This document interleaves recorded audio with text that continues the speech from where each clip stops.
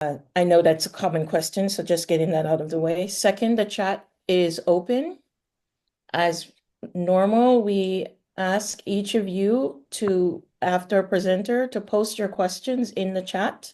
We will, of course, allocate time for Q&A. I think we should be able to do it this time, but at the same time, a number of our guests, our speakers may have to leave early, particularly Dr. Kelly. So it would be good that you put your questions in the chat. Remember to put their name if you are directing it to that particular speaker. If you're directing it to all, just indicate all in your questions. And of course, post questions all the way throughout. And we've asked our speakers to pay attention to the chat and to be responsive and engaged. This particular discussion follows on the one that we had last week. Some of you were present, but we talked a bit on the previous discussion about discontent and rural discontent. We looked obviously specifically in the case of the Netherlands, but this issue around discontent and understanding it, we firmly believe starts with understanding well-being in rural areas and what's driving rural happiness, or what are the drivers of happiness. And that's very much so linked to measuring well-being, but rural well-being. And so this discussion today starts that, we hope opens that door to that conversation.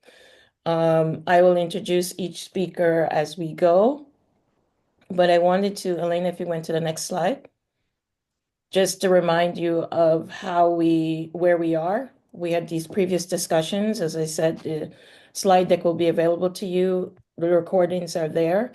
And then we have, for the rest of the year, two more discussions. One will focus on urban rural, looking at that agricultural connections. It won't be our only urban rural conversation, but it's important to unpack a bit urban rural issues. And so the first one we're unpacking is urban rural and agriculture, because we rarely talk about it. And then we'll also talk about other pieces within that. And then we're going to look at kind of how do we incorporate futures thinking and foresight into rural development policies. So we hope that you can continue to engage with us on these conversations. Now, with that in mind, I really wanted to start the conversation with an overarching view. And I thought Dr. Wayne Kelly would be the person to do that.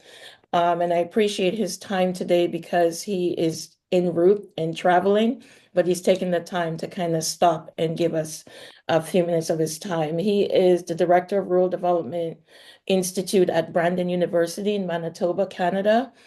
And he has a lot of different work that relates to this. And I thought it made sense for him to open our discussion and to give you that rural well-being lens to start us off. So Wayne, the floor is yours. Perfect. Thank you so much, Betty Ann. And thank you so much for having me here.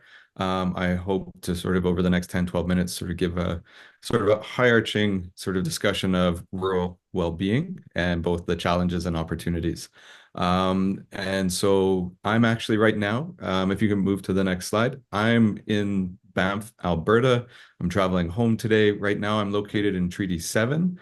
And I think it's really important that we acknowledge the Indigenous lands that we're on. We at Brandon University, we do most of our work and research in Treaties 1 and 2, the traditional homelands of the Dakota, Anishinaabe, Cree, Oji-Cree, Dene, and Métis peoples.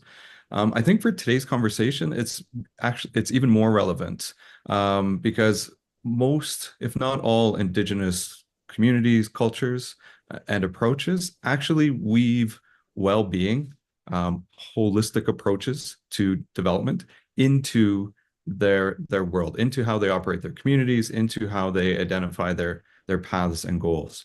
And so as we talk about, understanding well-being and measuring well-being at a community level or at a nation level, as we live and work and research in Canada, it's really important to note that the Indigenous peoples here actually embody the well-being as a central approach to their development. So quickly today, we can go to the next slide. We're going to be looking at a couple of examples from Canada. I'm not going to spend much time talking about each of these, but I do want to sort of just go over the landscape of what's happening with measuring well-being in Canada. There's stuff happening at the national level, sort of Statistics Canada, Quality of Life Hub, and this is in addition to the OECD's well-being work. There's an adaptable one, the Canadian Index of Wellbeing. This has both been done at a provincial level as well as at a local level, a community level, and at a city level as well. There are some provincial initiatives. The Rural Ontario Institute has just launched their well-being dashboard. There's some local regional initiatives. So, in Canada, our regions can get quite large. We're talking 300 or 400 kilometers from end to end. But in rural Canada, that can still be sparsely populated and needs support. So there's groups like the State of the Basin at Selkirk College, actually not very far from where I am right now, that has done a fantastic job of collecting data for their local municipalities and their local organizations. The ones I'm going to talk about most today are the ones that I'm directly involved with. And these are three local community initiatives happening in rural Manitoba. So in Winkler, in Selkirk, and Big Grass. And I'm going to focus specifically on Winkler and Big Grass. And Big Grass is the name of a region, and it's centered around the community of Gladstone. Okay, so the next page. As we start going through these, and again, I'm not going to spend very much time on these at all. One of the things that's important to know about is that apart from the Statistics Canada and the Canadian Index of Wellbeing, these other local and regional initiatives, and even the provincial initiative of the Royal Ontario Institute, are happening in isolation of each other. So that's been one of the challenges, that there's all of these great initiatives by all of these great organizations and individuals that are sort of happening in pockets across the country. And in fact, many of us didn't know what was happening in other parts of the country until we got together last year at a Canadian Rural Revitalization Foundation conference and had the good fortune of all being put in the same panel. And so that's one of the issues that's endemic to sort of rural development, is that really good stuff is happening on the ground, but it's not always or not often well known by other rural communities, whether that's within that region or across the country. Okay, so that's the Statistics Canada Quality of Life Hub, and we can just go through these slides pretty quick. I just want to keep your eyes there is a little bubble here that talks about the number of indicators, and you'll see as we go through. I've put these slides in so that for reference, you have the link, you have sort of a highlight of them. So if you're wanting to learn more about each of these well-being sort of approaches here in Canada, those are included. So if we can go to the next slide. It's the Canadian Index of Wellbeing. So it has 64 indicators. The next slide. Now we're at a provincial well-being approach. And again, this was just like hot off the press, recently launched. So this one has 60 indicators, and this covers all of rural Ontario. Next slide. Columbia Basin, again, this is the one that's in sort of southeastern BC. So they have 62 indicators. Next slide. There's 97 indicators that have been used recently in Winkler, Manitoba. And I'm going to talk about this one, and I'm going to talk about the next couple in a bit more detail. So this one has 97 indicators. Next slide.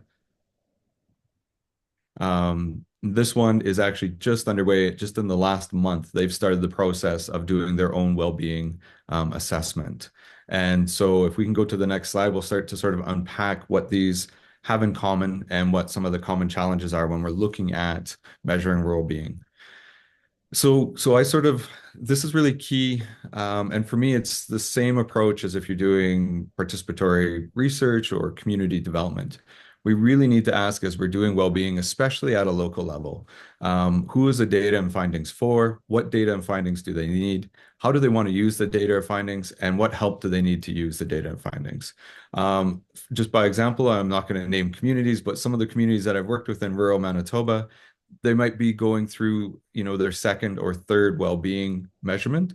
And if I ask them what they've done and how they've used the first ones, they will tell me that it was a great marketing tool. It was a great opportunity to sort of connect with other partners, but they're not yet using the data to sort of inform their policy or directions.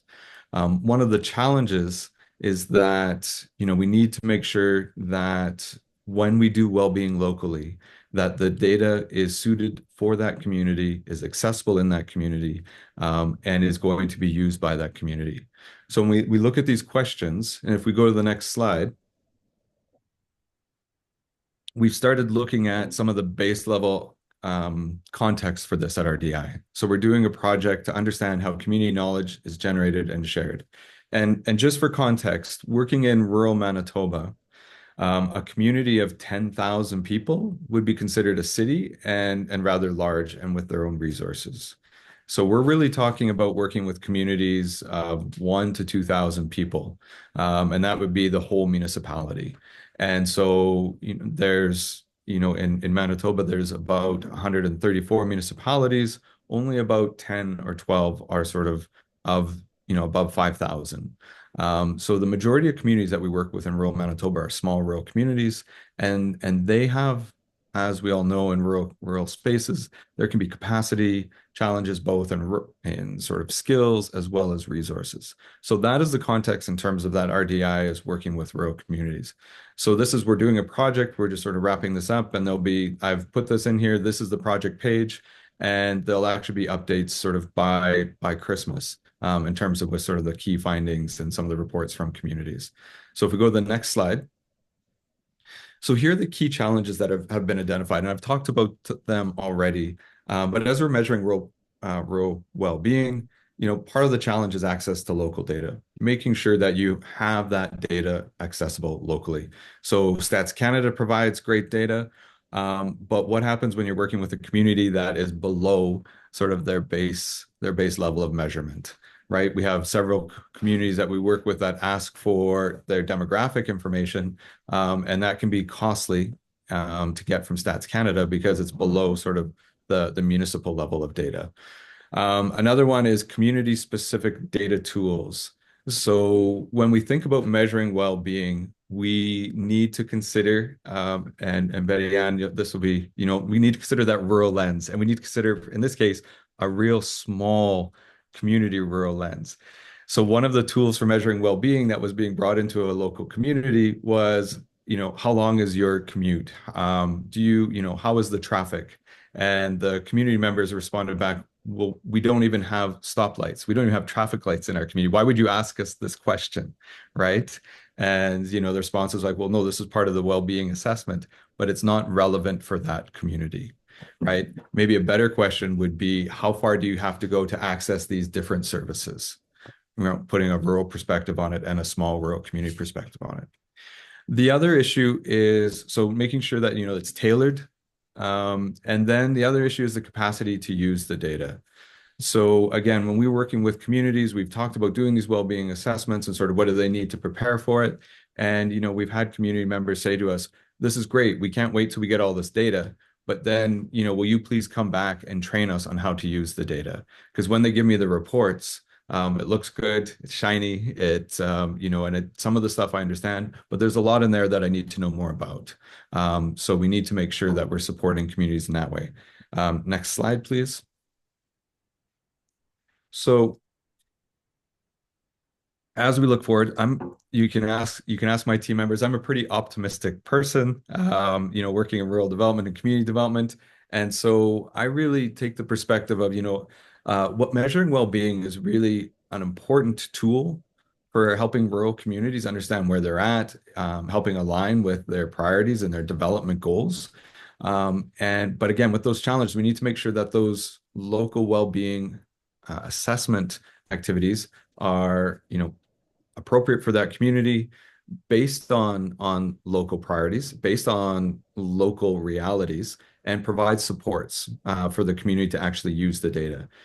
With those pieces in place, though, one of have been successful stories, even out of challenging well-being assessments. There's been a lot of success coming out of, and as we know from community and rural development, when you're bringing individuals and organizations and rural communities together, that's always a good thing. And so they're coming together to measure well-being. And in numerous cases, this has actually created local data based partnerships. So there are organizations like whether it's a health authority or the police service or the education authority that maybe had trouble collaborating before. When they come together to share their data and to sort of explore what they might do in terms of measuring well-being, this has created long-lasting partnerships in some of these communities that weren't there before. So just this very initiative of measuring well-being has been successful in creating partnerships.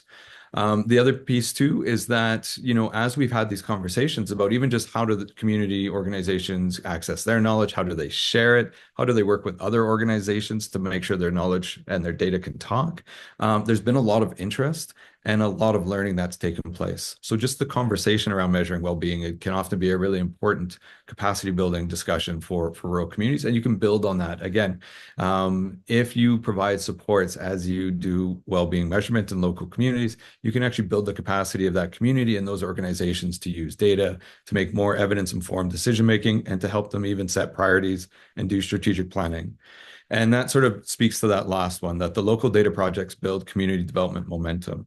And so I know several of the communities that we're working with are actually really excited about, well, once we have our well-being, then we know how, this playground that we're working on can actually impact the community's well-being. And so they're excited about being able to see that impact, and maybe they'll start to focus on other areas as well. And so again, because you're building those partnerships, because you're building that capacity, because you're building that energy and excitement, I do think that measuring well-being at a local level, especially in rural communities, can be a really successful approach for helping sort of drive that rural development.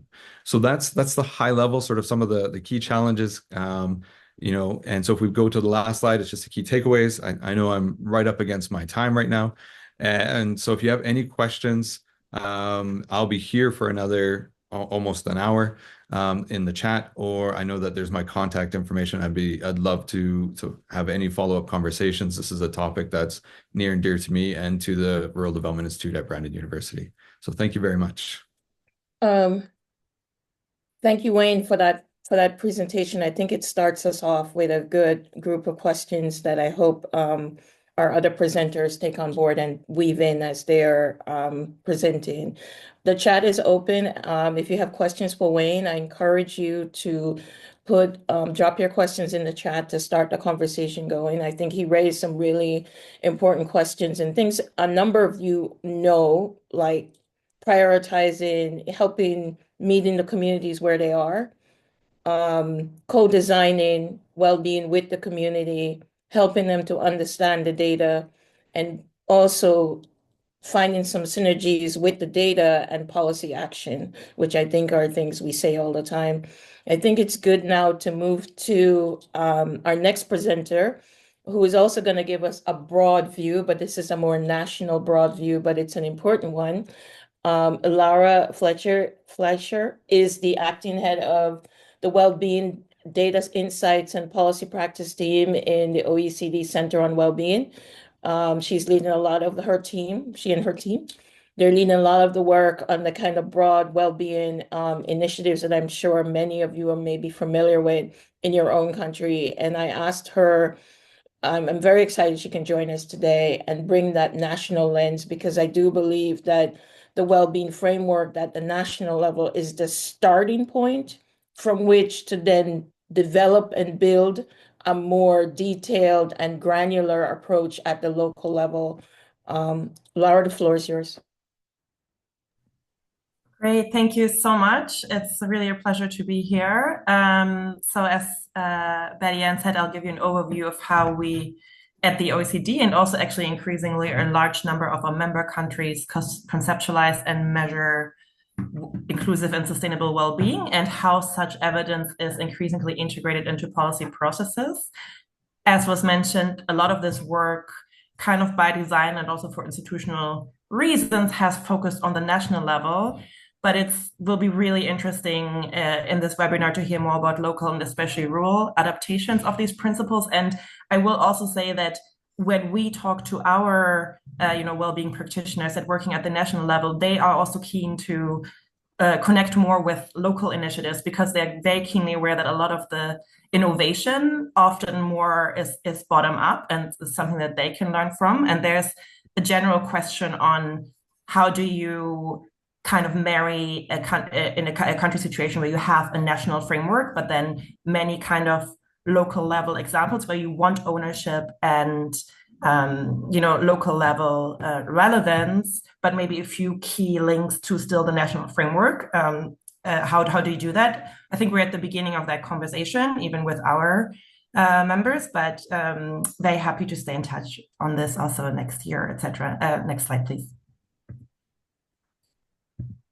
So well-being is what we kind of call the benchmark of how we should measure the progress of our societies and the prosperity of people, the planet, and future generations, rather than by more narrow macroeconomic statistics around economic growth. You can see on this slide the OECD Wellbeing Framework, which you might have seen before. It's pretty open now. We launched it in 2011. This guides all of our work on conceptualizing, measuring, and implementing well-being. And you can think of this as really representing the key ingredients for a good life. So it has three main parts. The first, this is the green box, is current well-being, so quality of life in the here and now. This includes people's material conditions, their quality of life factors around health, environment, knowledge, and skills, how they feel about their lives, but also their relationships with each other and with the institutions that are supposed to represent them. The second real important element is inclusion. So in all of our work, when we're operationalizing this type of framework with a dashboard of indicators, we always, wherever possible, try to slice them, not only looking at the average, but slicing them by looking at inequalities between different types of population groups. And obviously one way to do this also is looking at inequalities between regions.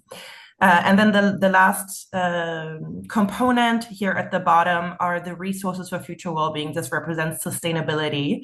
So what are the aspects that need to be maintained to really generate and still guarantee good current well-being, the top part for future generations going forward. Next slide, please. The really exciting finding is that we've seen really a lot of momentum over the last 2 decades, and especially so in the last few years, on countries embracing this agenda and launching and developing their own national well-being initiatives. So there's even more if you consider all the subnational things that are going on. We've heard so many from Canada alone in the last presentation. This is only the national ones, and here we see that now around 2/3 of OECD countries have developed a well-being initiative. And I think Canada is also a quality of life framework is like at the top in 2020, also referring back to the last presentation. We generally make a distinction between what we call a measurement framework. Those are the kind of blue dots.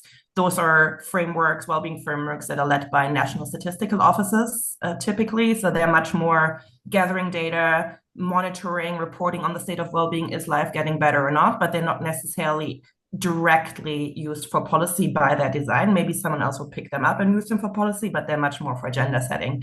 There's a couple of others. This is the yellow dots. Those are what we call policy frameworks. They're typically in a Ministry of Finance, in a Prime Minister's office, more center of government. And they are already by design feeding some processes such as the budget process, and typically have a fewer indicators and ones that are more frequently collected. Next slide, please. So what's really, really encouraging is that if you look at all of those different national frameworks, if you compare them against each other, and we've done that by, for example, mapping against the OECD Wellbeing Framework, which many of them have, taken as inspiration as they develop them. There's a lot of commonality. So I'm not going to go into all the details here, but you see just a lot of blue ticks, which means different dimensions of well-being are represented in the different types of frameworks. And even at the indicator level, we've done this exercise through the same picture emerges.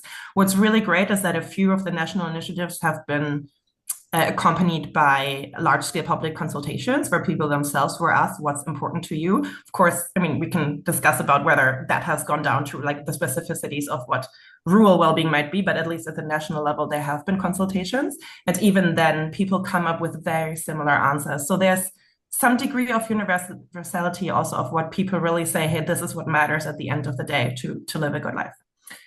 Next slide, please. And then it's worth briefly mentioning that there's not only national momentum, but also recently increased international interest once again on the Beyond GDP agenda.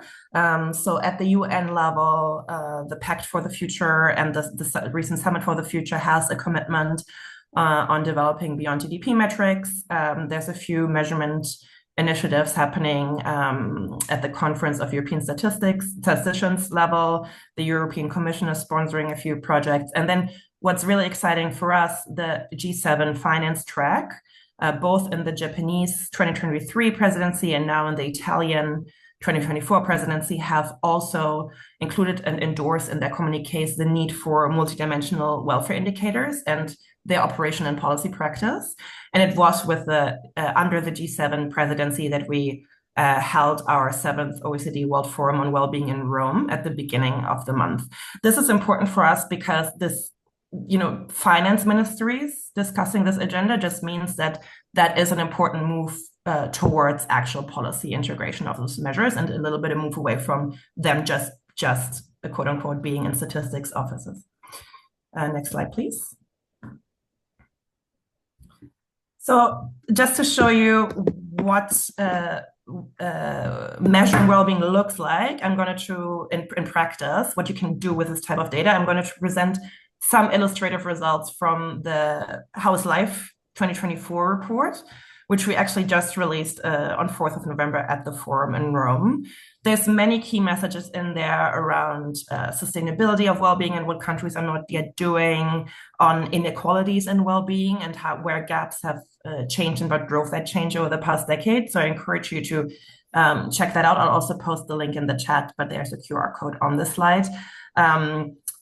What I'm going to focus on here now is just one of the key messages for time reasons, and that is that relying solely on economic metrics to assess crisis recovery and societal progress really provides an incomplete picture. And that really relates back to that, even the theme of the last webinar that Betty Ann organized in terms of discontent, because we really see this gap between economic metrics, average economic metrics, people's own perceptions, and quality of life factors. There is a real kind of disconnect that really hasn't made the mainstream media, except for some recent election results.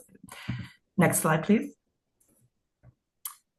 So here's what's in the report on this. So as I mentioned, important economic indicators such as household disposable income and employment rates really have returned to their pre-pandemic growth patterns, thanks in large part to government interventions cushioning especially the economic effects of the COVID-19 pandemic and recent inflation for households and businesses. So if you look at the plot on the left, we see that average annual income in OECD countries has remained on its kind of pre-COVID trajectory, reaching an average of $35,200 in 2022. And then on the right, the employment rate is still at historic heights in 2023. We have quarterly data up to 2024 that says the same thing. And what's also really interesting with the employment rate here is that you see the recovery after this drop in employment during the COVID crisis was so much faster than this really, really slow recovery after the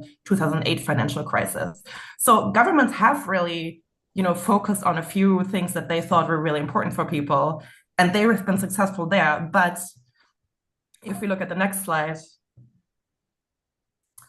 despite these positive trends, data on things like housing costs, people's own views of their financial situation suggests that cost of living pressures are still very widespread. So if we look at the percentage of low-income households that are overburdened by the housing costs,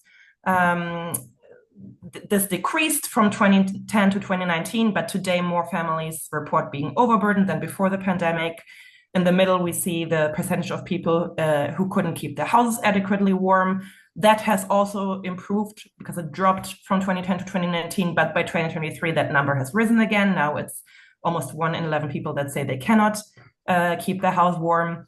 And then on the right, if you ask people how people themselves feel about their financial circumstances, that really impressively fell from 30% to 19.1% between 2010 and 2019, but that progress has now completely stalled since the pandemic. Next slide, please.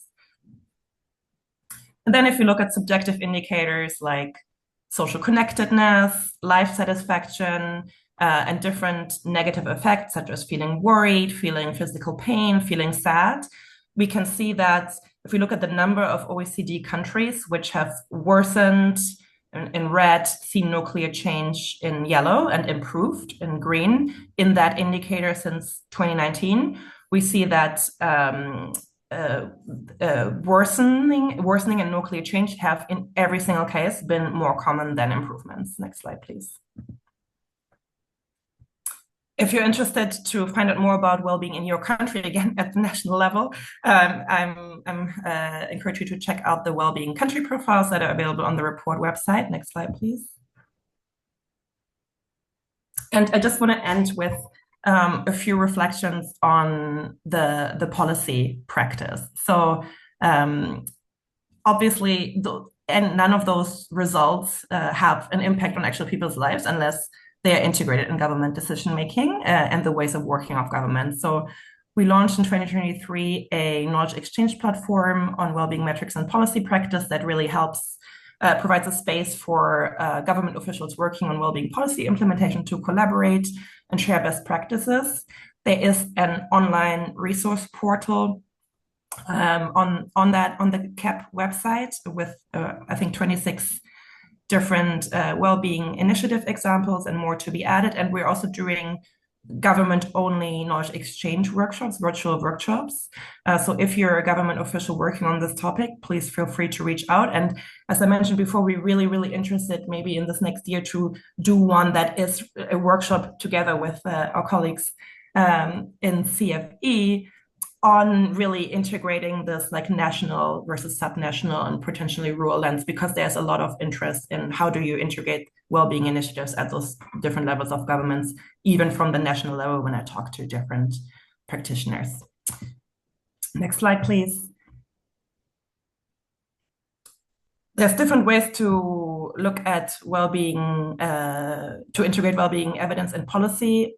I encourage you to check out the CAP platform to find out a few of those examples, even just for budgeting, which are listed on the slide. There's no single way to do well-being budgeting, but really different, we see kind of different practices emerging. So there's a lot of there's a lot of possibility for peer exchange. And some of those examples come from the subnational level, including social investment, really interesting social investment examples, for instance, in Australia.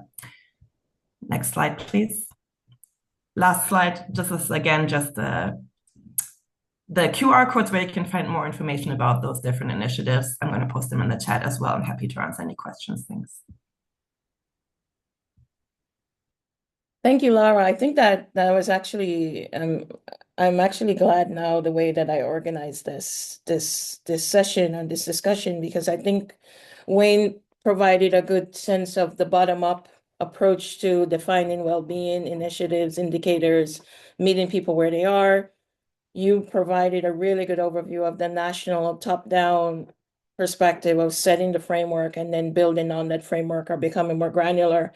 And I think both of them have value, and it's about how to work, how to meet in the middle and to get that right. And I thought the next speaker, and then after him, I want to open it up for questions. So I ask people to kind of start gathering your questions, and definitely put questions for Lara in the chat, because Marie-Jeanne van Asseldonk, and I know I mutilated your name, but you should know that that's a common thing that I do.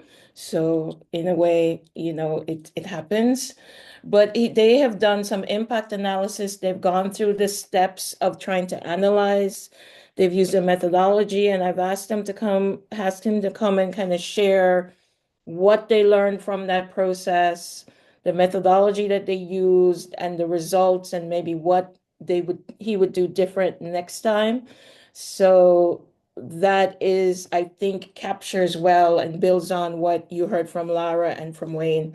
The floor is yours, sir. Thank you very much, Betty-Ann. don't worry about the name, of course.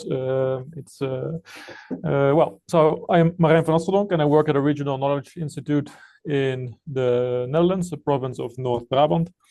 During my presentation, I've took some snippets from the reports we've made, and since we are regionally based, those snippets will be in Dutch, and I will tell you about them when we see them. I will take you through the origins of where we started with the socioeconomic impact analysis and why we did so.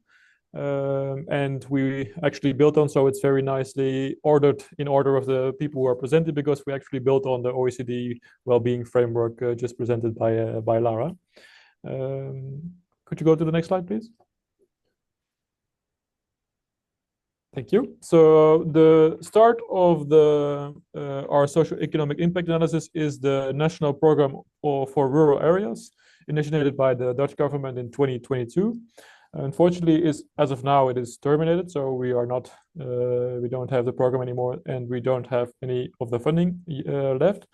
But as part of that program, our government asked the regional governments to do a socioeconomic impact analysis of the transition of the agricultural sector, because the program initiated a huge transition, especially in the livestock sector, which resulted in national outrage. You guys might be familiar with that, with some reporting on farmers going on their vehicles to The Hague. Next slide, please. And the whole program was based on perspectives that went beyond nitrogen. The Netherlands are coping with a huge nitrogen crisis, which results in parts of the country still being locked in, so to say. There are not many building projects are being postponed, and especially our Natura 2000 areas are under heavily strained conditions, especially due to nitrogen deposition. And the program resulted in having a more integral perspective on how to cope with nature restoration, water quality and quantity, and how to adapt for a changing climate. So it was actually a very well-designed integral program on coping with a lot of spatial challenges in the rural areas. Next slide, please. And it acknowledged that it involved more than a technical fix. We have tried to modernize and have a innovative perspective on our agricultural sector for centuries. Centuries, I mean decades. Centuries is a bit long. So decades, but our nitrogen deposition has now, and our methane emission have kept in declining rates. So there's no longer really a visible decline in both deposition and emission. So the sector and the rural areas have to work on a way to restore and keep our natural areas and improve our living conditions in another way than just with innovative ideas in for instance, manure or in how to keep livestock. Next slide, please. So then one of our national fixers, so to say, proposed an idea on with 4 steps to innovate, relocate, quit, or extensify agricultural operations, and that resulted in huge, in outrage, but also it made people in rural areas scared of what would happen to their rural communities, because the idea still lives that many rural communities in the Netherlands thrive and live on their agricultural conditions. So the main question was, how does the sum of all these individual choices farmers have to make lead to socioeconomic impact, but also to goal achievement in ecological terms? Next slide, please. So many people were afraid of empty landscapes, degrading rural communities. There's a lot of talk of farmers supporting rural soccer associations, rural tennis associations, and rural small villages. And I mean, small villages in the Netherlands is like somewhere between 500 and 3,000 people. They thrive on their local agricultural businesses. So there was a lot of hesitancy in what would happen to the rural landscape. Next slide, please. So, and then we came in. These are both snippets from the one on the left is our broad prosperity or well-being framework based on the OECD well-being framework with one added theme.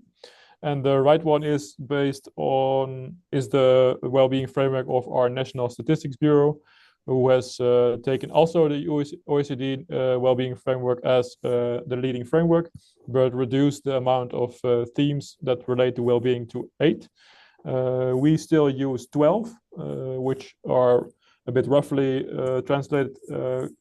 We have a culture theme. We have housing, material wealth, work-life balance, environment and environmental conditions, education, health, ecosystem health, social cohesion, mobility, safety, and then a subjective well-being indicator. So those are the 12 themes we use to define well-being. Next slide, please.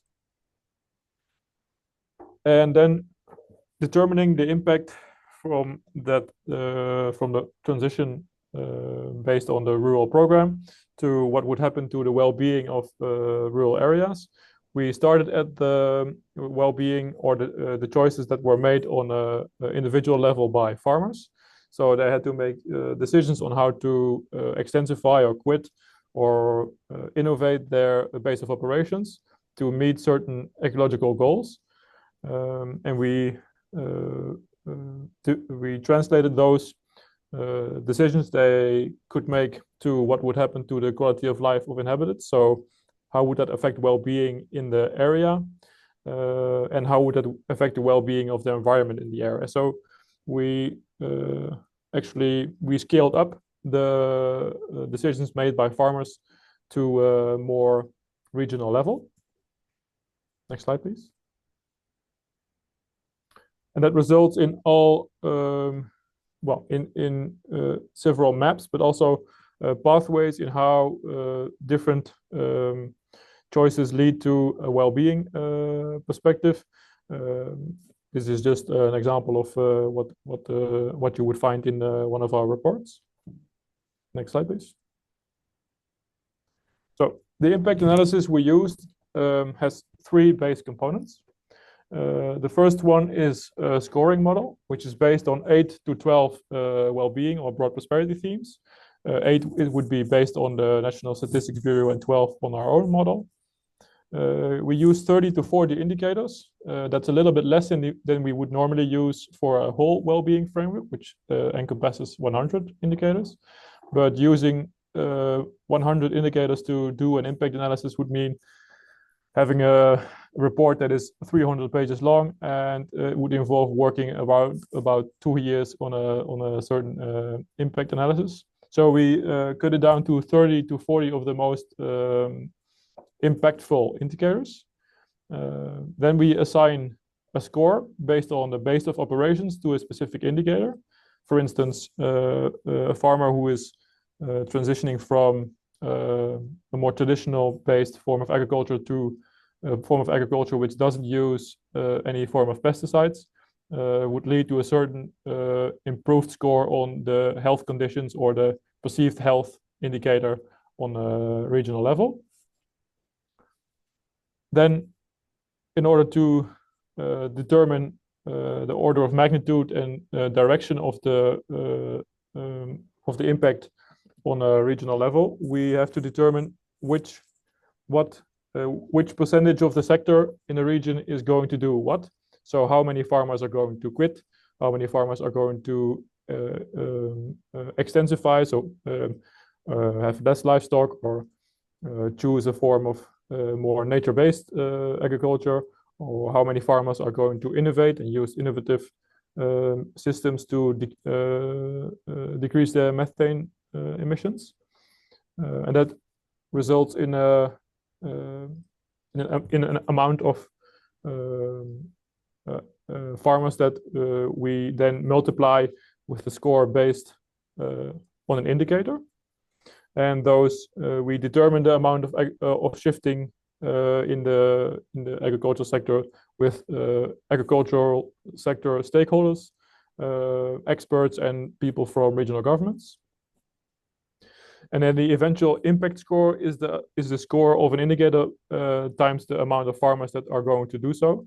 So if you have a +2 on perceived health based on your base of operations, and for instance, 200 farmers in the region are going to do that form of operations, that amounts in a sort of score.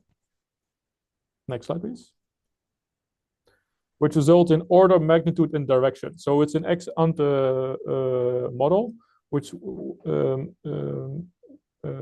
says something about what kind of impact can we expect, and is that impact according to what we would like, or do we have to make certain changes in what we are going to do based on what we are seeing now? Next slide, please. And most of our studies, both at sub-regional level as regional level being regional government level, provincial level, conclude that if we would have followed the transitional path that was opted in the National Rural Program, we would have seen an overall positive effect on most aspects of the well-being or broad prosperity, especially on the quality of the living of the natural environment, and including water, soil, air quality, which then results in a positive effect on health conditions. But new ways of agricultural operations also result in improvements in community involvement and social practices. But the biggest challenge now in the Netherlands to come to this form of operations, to a more nature-based form of agricultural operations, is that there is no healthy business model to support that base of operations. Ground is too expensive. Innovations are often not really do not do as they are promised to do so, and the farmers do not have are not in a position to change from a traditional based form to a more nature-based form, because that the costs would be too greatly.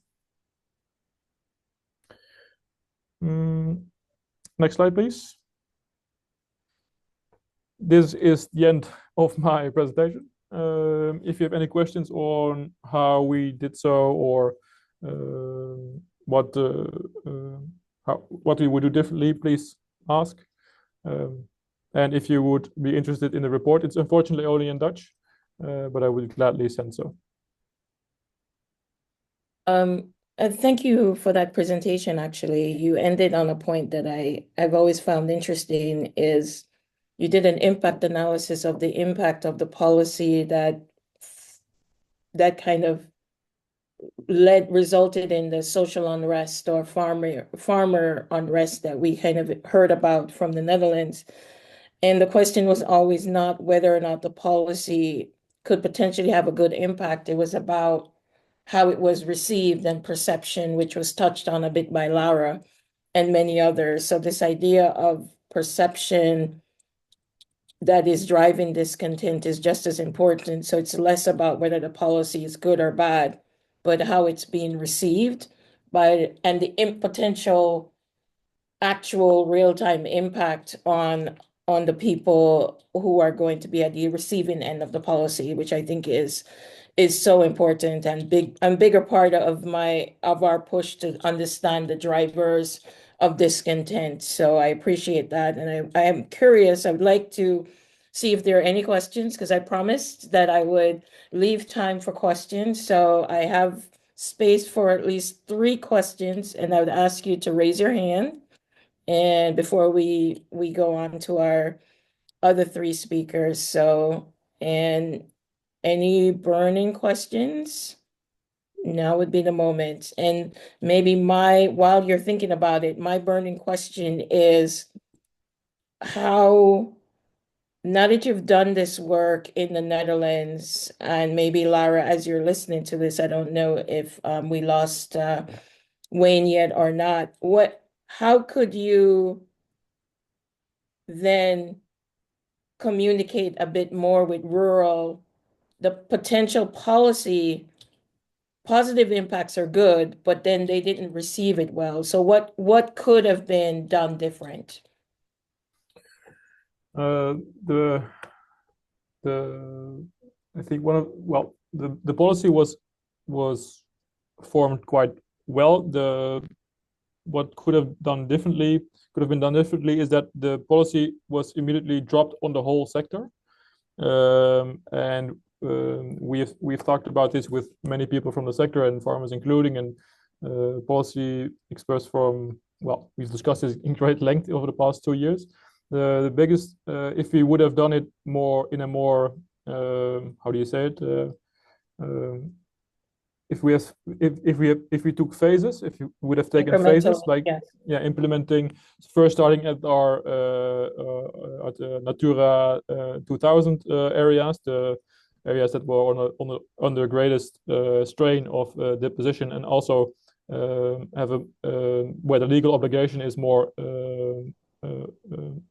stringent, so to say.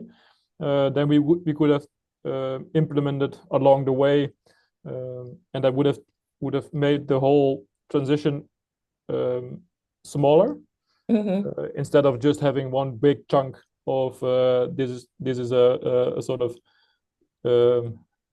this is going to change the whole agricultural sector and the whole rural area in one go. I think that's a really good point. And another point that stood out to me is, even though the policy is good, the analysis also has to look at the actual impact of the persons at the receiving end of the policy. So your point about not having an ability to transition business-wise to take on board these changes is just as relevant. I don't see any questions, so I don't want to. If I can add super Sure. quickly. Go ahead, Lara. No worries. I wanted just reflecting on your question and also what Margin said. I think it's actually not only, now again speaking at the national level, it's not only about, oh, there's this huge disconnect between perceptions of objective indicators and people just don't appreciate everything that's being done. Yes, that is happening, but also if you look at some other objective indicators that we're just not looking at, you will also see that things are not going well. So it's also just about what are we considering even in the objective ones, and where is our bias there? And that's something that's also in the House Life report. So it's the perception gap is there, but it's about more than that. It's about broadening even the objective measures. Yeah, and if I can maybe add a little bit, is one of the biggest outrages that what the outrage was not really on that people don't see that there isn't a problem, or they don't perceive a problem, or they don't really believe what the objective indicators are saying. The biggest problem was that they felt like a national or a more collective responsibility was dropped on individuals. So the whole change that it is needed to protect our natural areas was dropped on individual farmers who do not have the opportunity to change their base of operations because they are owned by the agricultural chain. So that led to a lot of frustration, and understandable outrage also. No, I think that's good. And I think now would be a good time to bring in Mari from Finland. I had the pleasure of meeting her and her team, I think maybe 6 or 7 months ago, and they were focused on designing a well-being framework for North Karelia. And I let her explain that, but I found it interesting at that very granular level to see the indicators that they were using and some of the maybe the challenges that they were trying to navigate in what was a smaller urban area with a kind of very rural hinterland. With that, Marie, the floor is yours. Thank you, Betty, and thank you for this opportunity. Well, let's first look at some facts about North Karelia so you know where I'm coming from. Next, please. So as you can see, we are border province in east part of Finland, and North Karelia has 13 municipalities and a little bit over 162,000 inhabitants. My employer, Regional Council, aim is to make North Karelia a little bit better place to live, study, work, and have a business. But now to our system. So next slide, please. So how the health system works here. North Karelia Wellbeing Service Council is organizing the social and health services as well as the security and rescue. They are financed by the state. When it comes to preventing work, both service council and municipalities have legislative obligation to organize them. But now to the work itself in next slide. For the past couple of years, we have been focusing on cooperation in preventing work, and I can say that there are two main achievements that led us to a closer cooperation. First of all, we were able to make regional well-being plan, and we agreed on the working structures. And first about the well-being report and plan. Over 60 persons participated on the workshop where we formed the main lines of the regional well-being plan. And as the work continues, thousands of different groups commented on it. The regional well-being plan consists two parts. Well-being report part, which describe the current state of well-being and health in North Karelia. The plan part tells what the preventing work is based on in coming 4 years. It consists, for example, regional priorities and objective indicators and evaluation. This regional plan was published by us, Regional Council. The second thing was that municipalities, Wellbeing Service Council and Regional Council agreed on the operational structures and methods and also the responsibilities of promoting well-being and health work. Next, please. So let's focus on the content of the regional well-being plan. We have 3 priorities and each of them has 3 to 4 objectives. The first priority, well-being and capable residents. In that we work for that everyone has opportunity throughout their life to improve their lifestyle through the daily choices they make, maintain mental well-being and strengthen life skills, enhance their functional and work capacity, and the last one, experience good health. The second one is participation and community. There, the community and the community spirit should enable belonging to a meaningful group, attachment to the society, and reduction of loneliness. And the third one is secured everyday life and environment. There, our goal is that everyone has right, of course, a secure life and environment, but also a good quality of life and secured livelihood. We monitor 52 indicators according to the minimal data consent regionally. As you can see, Wellbeing Service County and municipalities have more indicators to follow. Most of the statistics are produced by the Finnish Institute for Health and Welfare. Besides these minimum data contents, both well-being service county and municipalities have their own indicators. Next, please. Now to the indicators. In priority 1, we have most of the indicators, and there you can see a couple of examples, like promotion of those who believe they probably won't be able to work until retirement age. And I think that the priority 1 is, should I say, the most important or most close to our inhabitants. Then in priority 2, in the next slide, we have only 7 indicators, and there's example of 3 of them.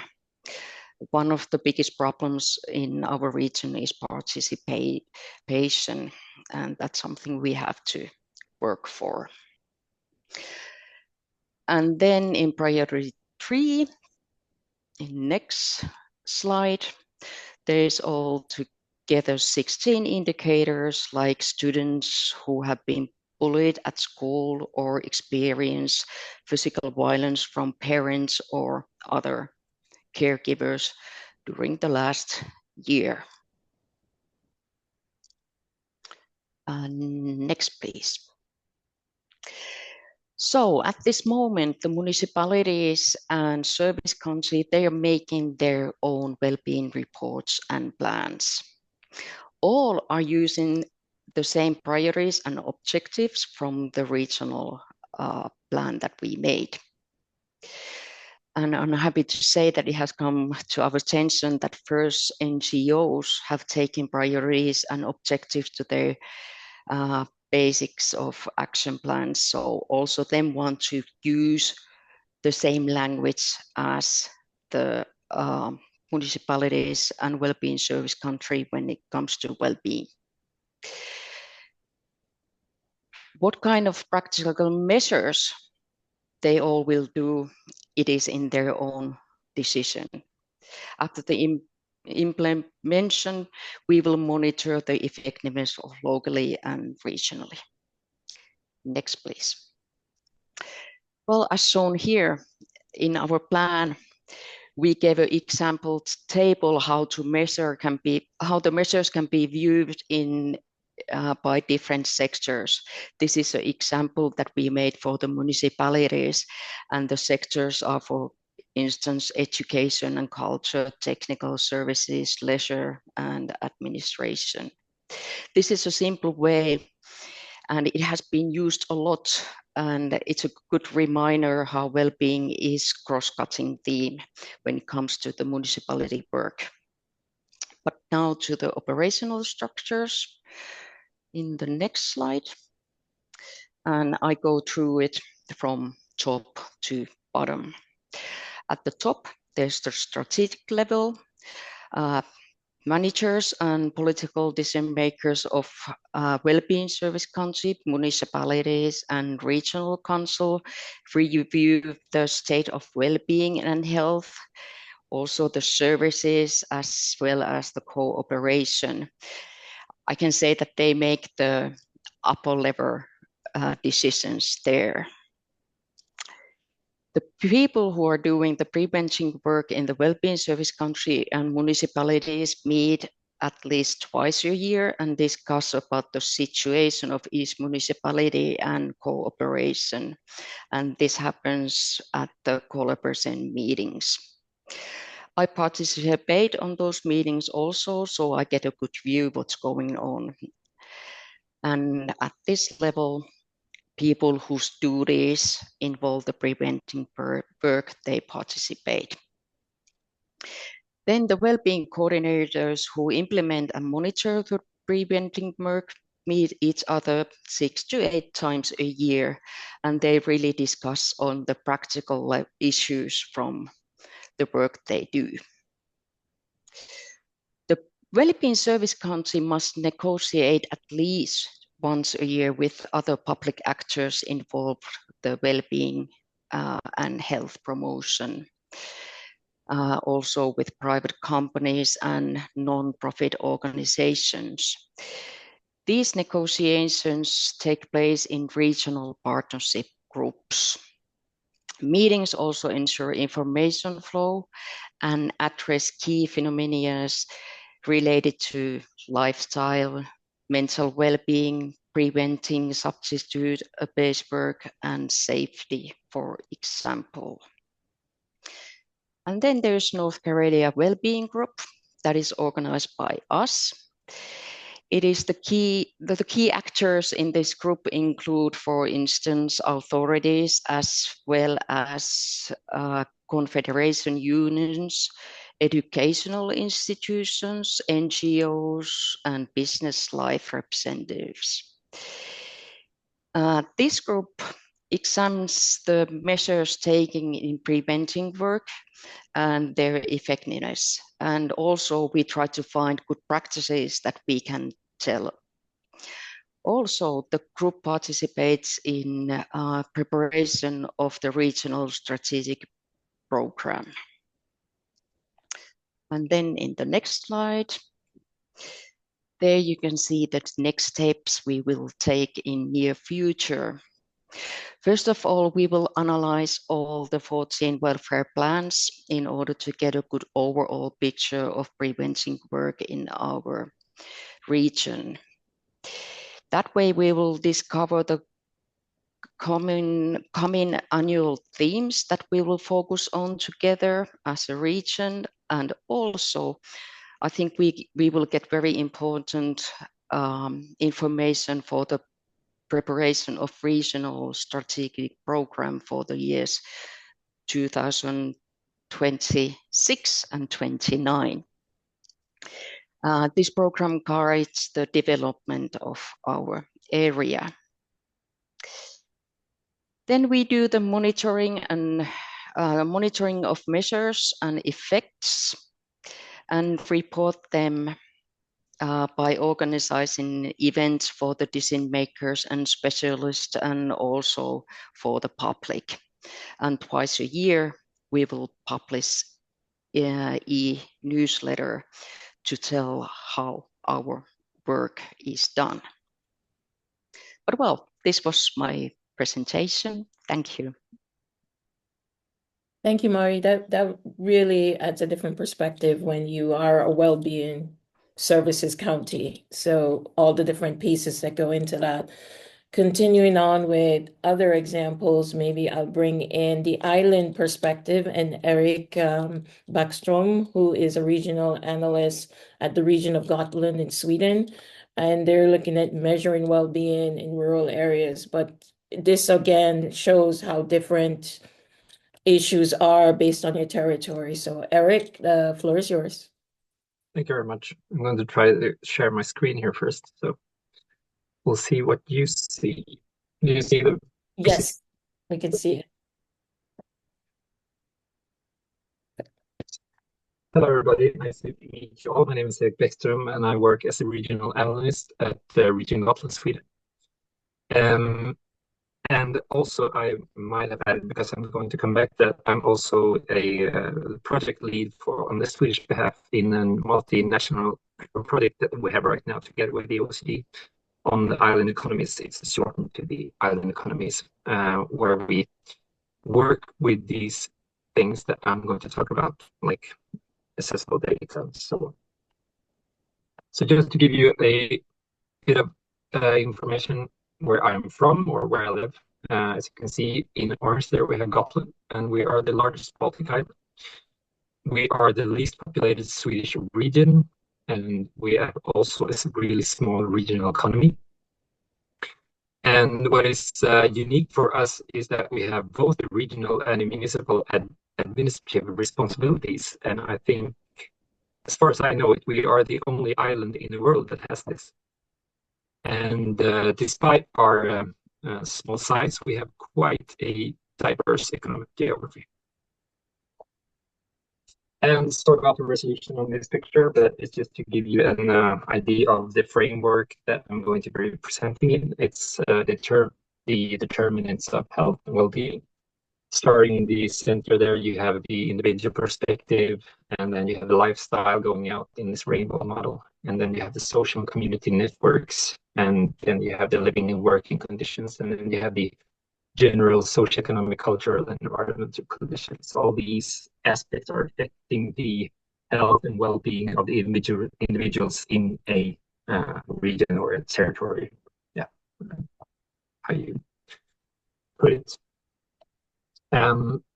So if you look at Gotland and how us Gotlanders are doing, if we look at first the inner circle, we have the age and sex and constitutional factors. We have a lifelong expectancy, and we have a really active elderly population. And if we look at the negative part of it, we have an aging population. So the good things are also the bad things, because this puts really puts a strain on the healthcare, and for the individual perspective, we have quite high age prevalence of age-related illnesses. And for the sex part of it, we have also a gender health gap. Women report mental health issues more, and men face shorter lifespans. If we look at the individual lifestyle factor, the next part of the rainbow,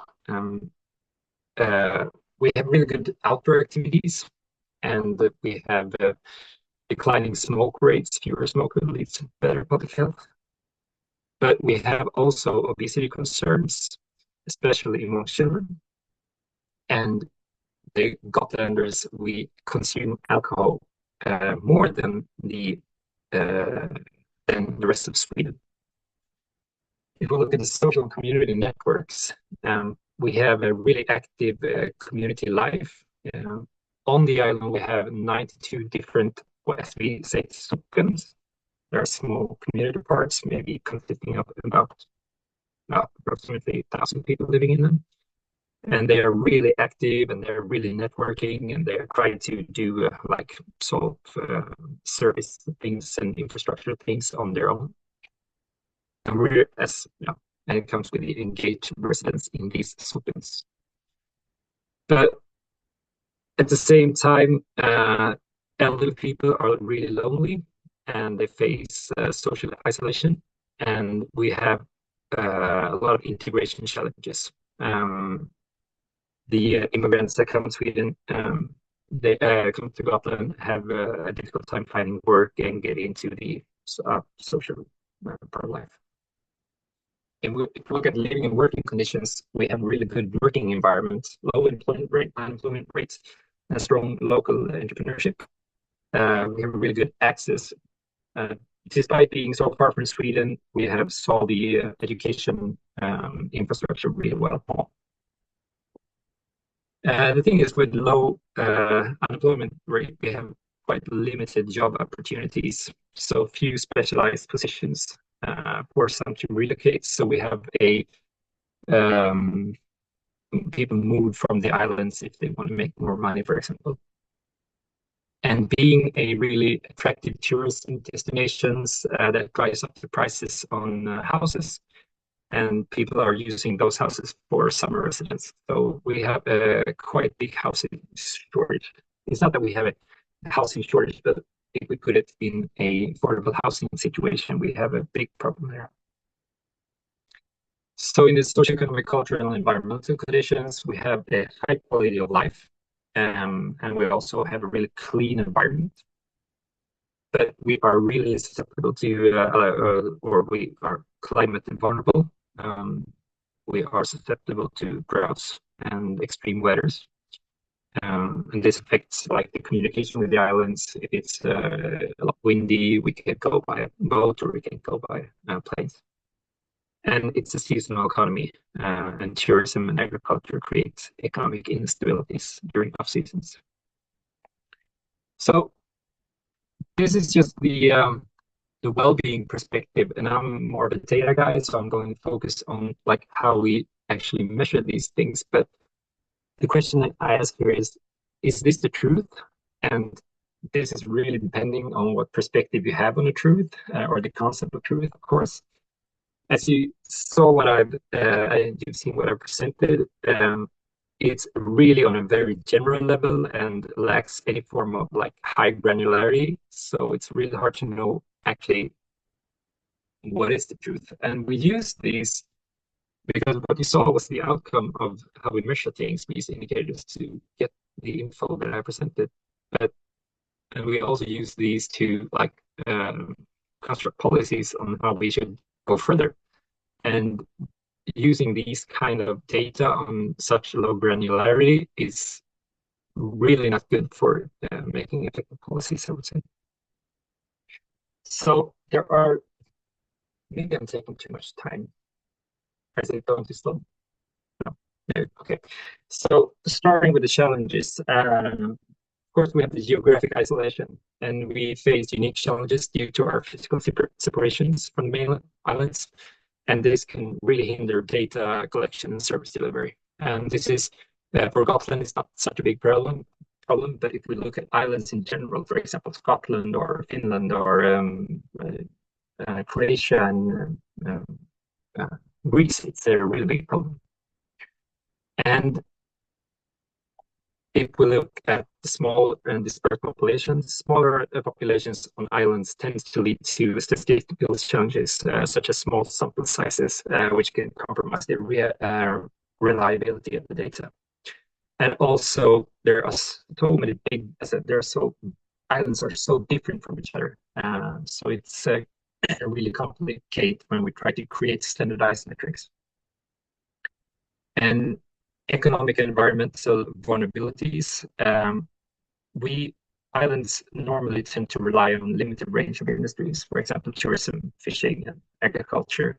And we're really susceptible to economic shocks. And capturing this vulnerability is really complex. And environmental risks such as climate change and rising sea levels, it affects different islands really disproportionate, and it requires specific indicators for resilience and sustainability. And also the seasonality of the data, because islands frequently experience fluctuations in populations and economic activity due to tourism. And metrics like income, employment, and service demand may vary significantly between seasons. And this makes it really hard to capture representative snapshots of well-being. And also the cultural and contextual differences. Different islands have really unique cultural identities and traditions and a way of life that are not easily reflected in standardized well-being indicators.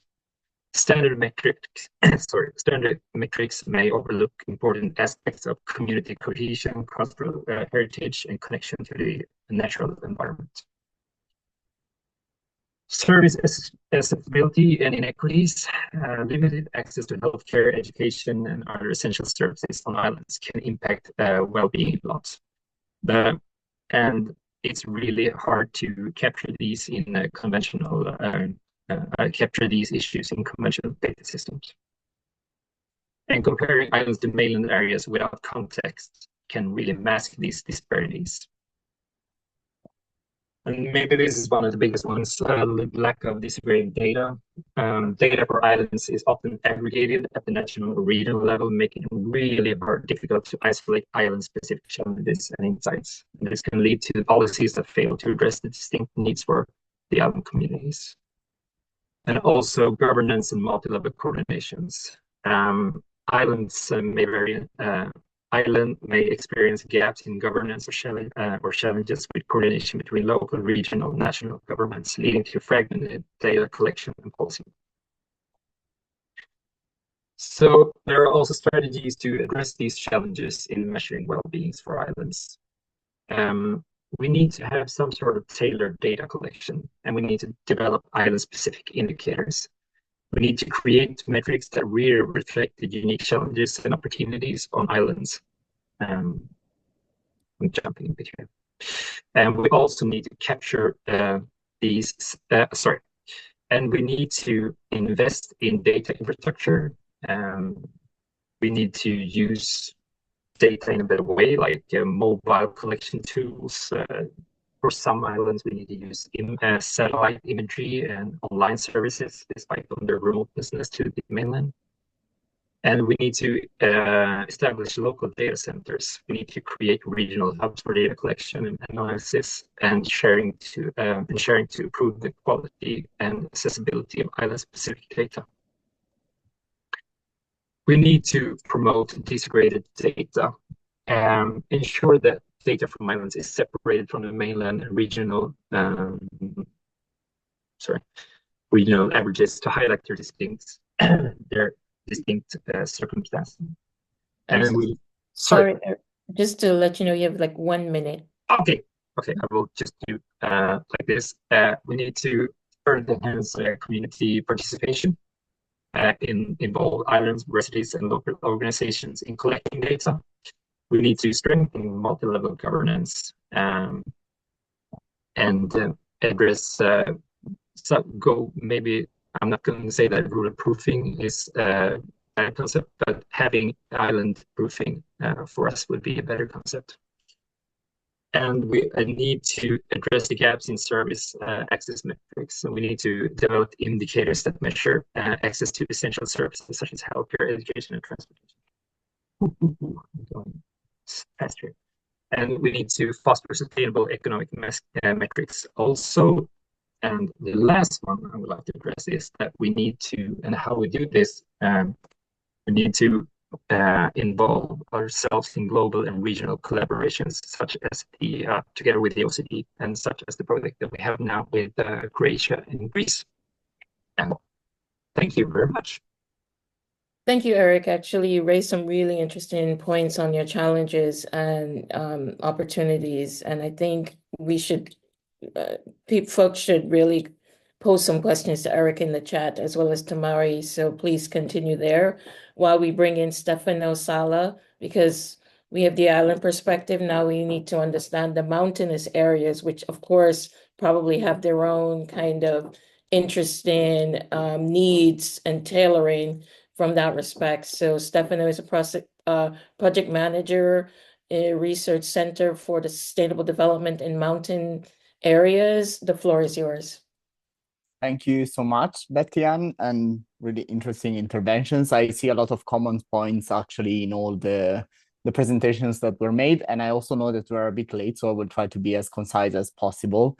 So if we can go to the next slide, I will present a little bit the state of the art on mountain areas in Europe. Of course, I'm from Italy and I work for the University of Milan, and we are a research center in the center of the Italian Alps.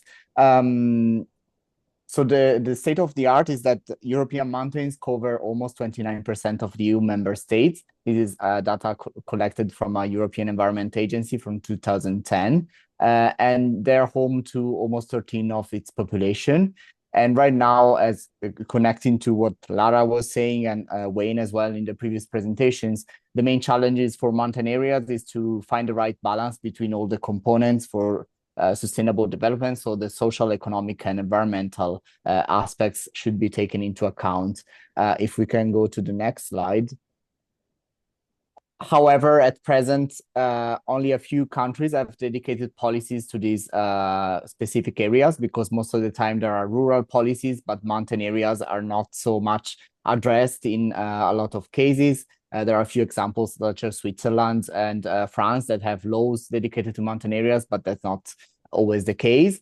And not only that, but at the EU level, there is no proper definition. There is a definition in the agricultural policies, but there is no common definition. And this poses the main question in today's workshop from my side, because the topic is that not having a definition means that there is no aggregated data, there is no comparable data available, and there is no database basically to base your research activity or analyze activities on.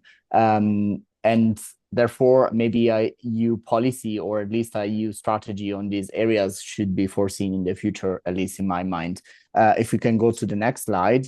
I will present a little bit of a case study because in 2023, we were commissioned by the Department for Regional Affairs and Autonomies of the Presidency of the Council of Ministers of the Italian government to issue this white book or white paper, but it's a book in the end because it took a lot of effort to write on mountain areas in Italy. And I will present a little bit the case study of what we have done to try and analyze all the data, focusing as well on services of general interest and well-being in mountain areas. But of course, I underline, as Lara was mentioning before, that some specific well-being indicators in mountain areas and rural as well, which is related to nature access, the ecosystem services are not accounted for. So this is a real issue, and it does not entail a specific focus on policies at the national level.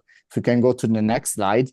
So connecting, thank you. So connecting to what I was saying before, also in Italy, we have the problem that we have no proper definition of mountain areas. So the beginning of our study was a lot of effort in trying to understand how to perimeter these. If you see here on the left, the Eurostat definition, which is covers a lot of the Italian territory, so it's not proper. So the NAT3 administrative unit is not enough granular to actually analyze data on mountain areas.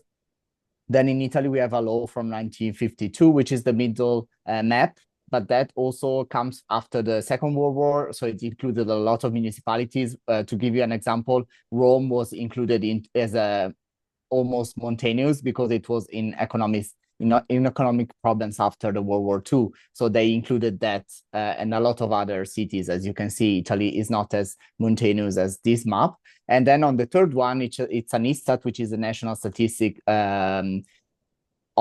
And this is the most accurate, let's say, level at present to define at the municipal level mountain areas in Italy. However, the problem is that ISTAT itself does not use this definition in all the data sets. So what we had to do, if we can go to the next slide, is try and analyze all the data sets, combining them with the ISTAT definition of mountain areas, mountain municipalities. So our analysis was at the municipal level because we think that's the most appropriate level to actually give you an example. We have some provinces in Italy that are half mountainous and half flatland, so they have big urban centers. So if we were going to analyze the provincial level, so the NAT3, it would mean that we will aggregate data that is not appropriate for the territories. So here is the end results, but I will skip this because we're late. So if we can go to the next slide, which presents a little bit the state of the art. So according to this data set, 35.2% of the surface in Italy is mountainous.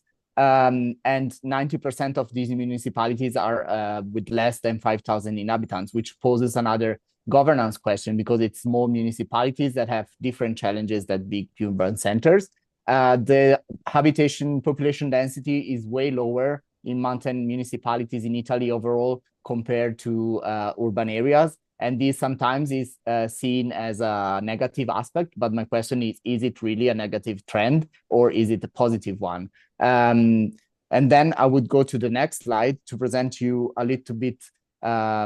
So these are the main threats of the Italian mountain territories. I think I'm missing the part on the right. I apologize. Okay, thank you. Okay, well, anyway, it's the main topics about sustainable development. So environmental challenge, social challenge, economic challenge, and governance are the main current challenges that mountain areas are facing in Italy, according to our study. And if we can go to the next slide. Thank you. So this compares a little bit some of the data that we analyzed. It's a 400 pages study. So we had a lot of indicators and we tried to understand. One of the main problems is the indicators come from different sources. So the data and the year they refer to is different. The level we analyzed was almost only at the municipal level. So we had to re-aggregate all the data. And one of the questions that I will have in the end is it really worth it? Because we made these efforts. So now we have this data for 2022, 2023, but then in 2 years, it will already be outdated. So if you can see here, for example, we have a population change that is -5% compared to the national level, which is -1.8. In the mountain areas, we have an older population, or the index is way higher. And the weird part related to well-being is that the access to services of general interest is lower. So we have less beds in healthcare facilities, 0.43 over 1,000 inhabitants, compared to almost 4 for urban areas. And at the national level, we have less scholars per school, but is that really an indicator to evaluate well-being? Because maybe the population still needs access to these services, even though there is less population. The fiber to home access is way lower, but this is also updated data. And the accessibility to rail infrastructure, so the mobility part, of course, is way harder because it's different territories. So you see here, there is a gap, a huge gap between urban municipalities and the national level and the mountain municipalities. However, there is no analysis at the national level. There is no strategy at the national level to tackle these specific territories. If we can go to the next slide.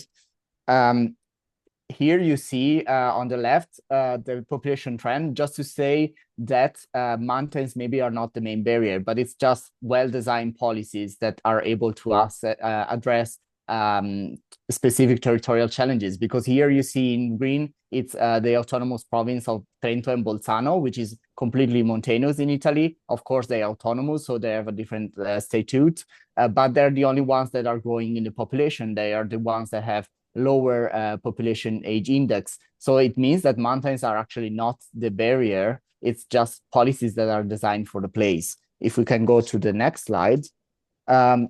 As mentioned by Lara, there is an index of well-being produced by ISTAT, and they just updated it for 2024. This just to say that actually the index is really nice. There are a lot of indicators, but the problem is that it's at not free level. So the provinces are not enough. And I took as an example the Sondrio province here next to where we are, and which is mountainous only. And you can see here, for example, the specialized doctors are way below the average. But if you see the availability of green areas, it's way above the average. So we need this type of granularity to make these courses and reasoning on this type of areas. So the last 2 slides, if we can go to the next one. So we have some suggestions on that we made to the national ministry. If you can show everything that there is in the slide, thank you. So the thing is that there is the need to define place-based policies, and mountain areas in Italy, being that they cover more than 35% of the territory, is a relevant issue. And as well as the establishment of a permanent table for the development of these areas and the well-being of these areas, and a permanent observatory that monitors and updates the data. It is not anymore doable that we do not have data, and the only one that we have is from 10 years ago. And researchers have to re-aggregate the data themselves because there is no national data set available. So this is not, in my opinion, acceptable in 2024, because I think, if we can go to the last slide, that the role of data is also connected to local communities, as it was mentioned by Wayne in the first presentation. So you need to empower this community and use the data, but if you do not have a data set, then you see that you are in one step behind as well.